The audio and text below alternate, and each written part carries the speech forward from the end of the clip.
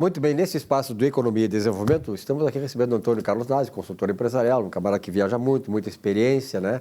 E, sobretudo, ele tem essa sensibilidade ao fazer uma análise sobre o que está acontecendo, os fenômenos econômicos, a previsibilidade da economia, investimentos, etc. e tal. Nazi, obrigado pela tua presença aqui. Está em Porto Alegre, faz horas, né? Ou não? Está uma semana em Porto Alegre já há bastante tempo. Não, mas semana passada eu passei em Brasília. Ah, passou em Brasília, o Bolsonaro precisa ouvir essas boas cabeças, né? Mas não foi por isso, foi para trabalhar mesmo. Para trabalhar mesmo. Bom, Nazi, nós estamos naquele processo todo, agora estamos chegando daqui a pouco no segundo semestre de 2021, né? Como é que tu está vendo a questão da economia neste momento? Olha, como eu disse na última vez que estive aqui, eu vejo ainda a economia muito devagar, né? A retomada, embora o Guedes disse que estava em março, etc. Não está nada, não perdoa. A gente vê vários setores ainda completamente parados, né? O turismo está começando, né? Eu até com a saída da Brasília notei que aeroportos cheios até, lógico, voos mais restritos, né? Mas os aviões bem cheios, né? Então, ainda a coisa é muito devagar. E acho que vai continuar devagar porque nós não temos instrumentos, né, nem na iniciativa privada. Lógico que tem alguns setores que estão investindo, especialmente o agronegócio está fazendo reinvestimento. Eu ontem até participei de uma assembleia, onde também o pessoal aprovou um plano de investimento bem robusto para o tamanho deles. Uns meses atrás também estava em uma cooperativa do Paraná que vai investir quase 600 milhões. Mas são ilhas, né, bem específicas, assim, bem distantes uma da outra. Mas, em geral, o comércio está sentindo, né? Os próprios voos agora, nós chegamos em março com 1.700, quase 1.800 voos diários e já baixou para 800 agora esse mês, né? Então, hotelaria ainda, eu estava em hotel em Brasília, hotel vazio, né? 3 hotéis são do Grupo Meliá, eles centralizaram o café da manhã e restaurante tudo num só, porque o hotel está com pouca lotação. Então, eu vejo a economia ainda muito devagar, as coisas estão indo devagar e vão continuar devagar. Porque tem uma questão que, felizmente, alguns economistas que antes não gostavam de falar nesse assunto agora estão escrevendo em jornais e tal, e que eu venho batendo há horas aqui. Eu tenho dito isso já de anos, né? Não sei quanto tempo a gente já conversa aqui, mas... Mínimo 10 anos. Mas, não, casualmente eu estava aqui agora trazendo, porque eu gosto muito de recortar jornal e guardar, porque é bom.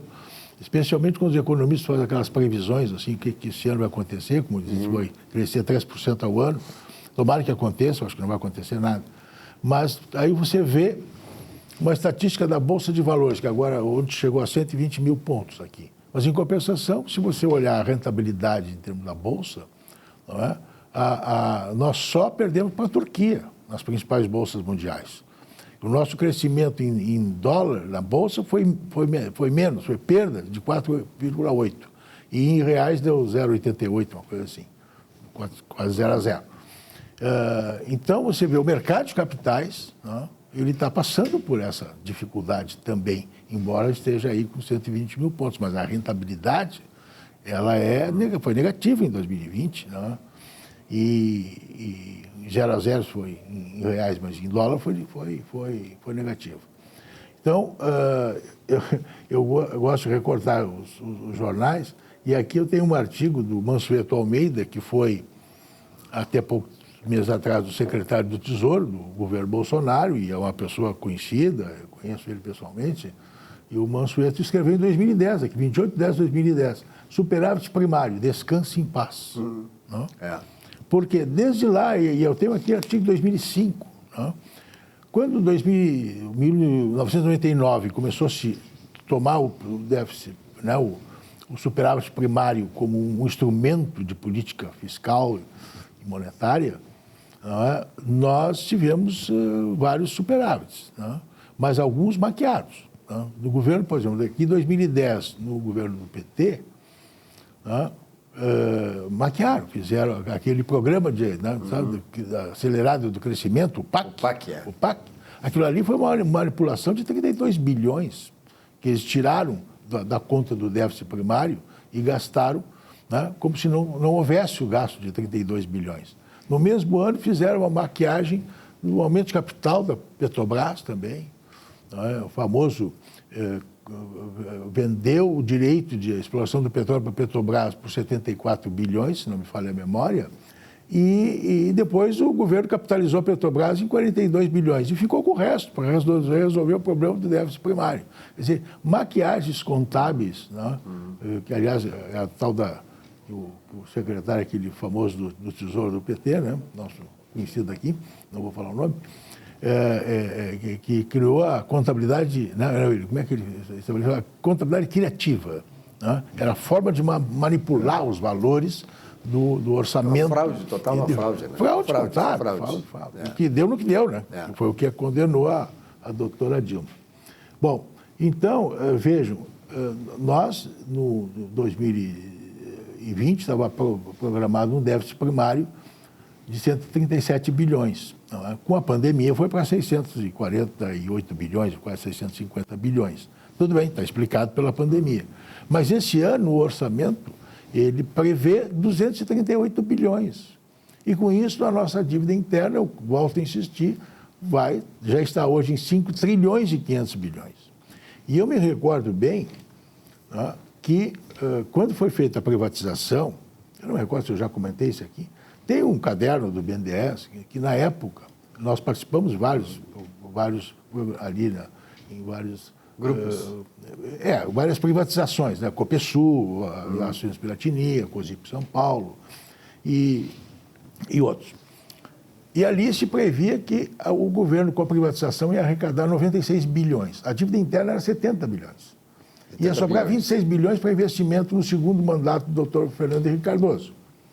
Deu no que deu, porque a privatização arrecadou só 44 bilhões, não pagaram a dívida interna pelo horário e o juro real era 24%, 24,5%. E a dívida subiu. Né? E deu no que deu.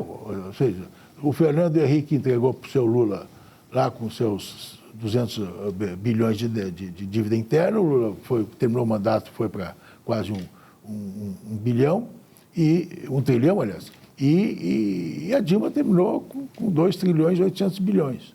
Né? E hoje está em 5 trilhões e 500 bilhões. 90% do PIB. 90% do PIB. Então, não tem economia que pague esse negócio. O Brasil teria que estar crescendo 8% ao ano para ter arrecadação suficiente para começar a zerar o déficit primário e começar a amortizar a dívida interna. Essa dívida daqui a pouco vai ser impagável e alguém vai dar um calote no credor. Essa é a minha preocupação, entendeu? E qual é nós estamos agora chegando daqui a pouco no segundo semestre de 2021, tu falasse mesmo que a desconfiança de que possamos ter um crescimento de 3%, que a maioria dos institutos que trabalham com essa questão da estimativa do PIB estão apontando. Na tua visão, é quase difícil, é impossível acontecer isso ou não? Não, isso pode ocorrer porque dependendo de alguns setores, né, o comércio, por exemplo, eu tenho conversado com o pessoal, clientes e pessoas que eu conheço do comércio, eles estão com expectativa de que as coisas vão começar a engrenar e tal. Só que eu sempre digo para eles, olha aqui, ó, cuidado. Não existe poupança interna, não existe renda para comprar coisas. As pessoas estão comprando aquilo que é essencial. Né? Você vai no supermercado, você vê os carrinhos, são coisas essenciais. Tu não vê o cara comprando eletrodomésticos, né? Coisas mais sofisticadas, eu diria, não é? Então, nós não temos renda, os empregos ainda estão começando a reativar em alguns setores e tal. E, lógico, tem setores, não é, que o agronegócio vai crescer mesmo. Não? Tá, um aumento de área plantada, vários grupos que eu conheço vão aumentar significativamente a área plantada, na expectativa que o soja vai continuar sendo uma commodity importante e valorizada, especialmente, né? Mas eu não acredito que nós vamos ter um crescimento de 3%. Tomare que tenha 3%, 4%, mas sendo realista, eu diria que é muito otimismo do pessoal achar que nós vamos crescer 3%. Não, todos os fatores. Se nós não equacionar esse assunto da dívida interna e déficit, tal, e com mais a pandemia continuando aí, que vai até o final do ano, com certeza, até terminar esse negócio da vacina e vacinar todos, etc., nós não vamos ter uma reativação da economia. É a minha opinião, lamento, né? Mas eu não creio que nós vamos crescer 3%. Tomara que aconteça. Para caminhar bem, a economia tinha que ter duas pernas. Por enquanto, ela está com uma perna só e a coisa está muito difícil. Para encerrar, qual é a tua expectativa, assim, de modo geral, da questão política, né? Porque nós não podemos dissociar a questão da atividade econômica das questões, muitas vezes, precedentes, que é a questão política, que essa politicagem toda, a judicialização que se faz dos instrumentos de política econômica, quer dizer, o judiciário mandando no governo. Agora, esse dado aí, por exemplo, essa exigência só podia ser, né, de um ministro do Supremo, exigindo que o governo faça o censo do IBGE, quando lá atrás, quando o Collor era presidente, se também teve um problema lá que não era tão grave quanto a pandemia e se transferiu para o outro ano. Quer dizer, não há recurso. Então, isso aí acaba atrapalhando, né, o Nazi. Eu quero a tua visão sobre isso. Eu fiquei abismado, porque quando começaram a discutir o assunto do orçamento, quando tu vê emendas parlamentares de 16 bilhões. Quer dizer, os caras estão no outro mundo. Estão no outro mundo. Entendeu? Quer dizer, dificultando um orçamento mais realista, nós estamos brincando de orçamento. Né?